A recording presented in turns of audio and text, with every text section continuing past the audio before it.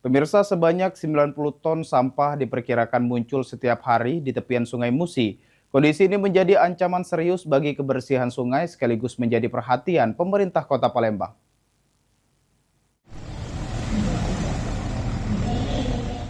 Sampah masih terlihat menumpuk di sejumlah titik tepian Sungai Musi. Berdasarkan kajian Dinas Lingkungan Hidup Kota Palembang tahun 2023, timbunan sampah di tepian Sungai Musi mencapai hampir 90 ton per hari.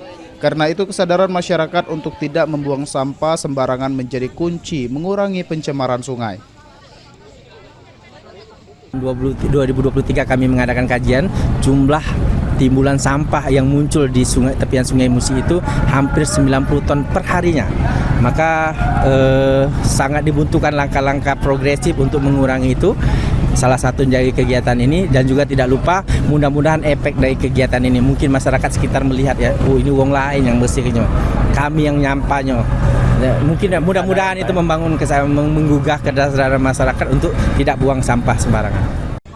DLH juga menghimbau masyarakat menerapkan gaya hidup minim sampah, seperti mengurangi penggunaan plastik sekali pakai, membawa tas belanja sendiri, serta memanfaatkan kembali barang yang masih layak digunakan. Muhammad Aidil, PAL TV.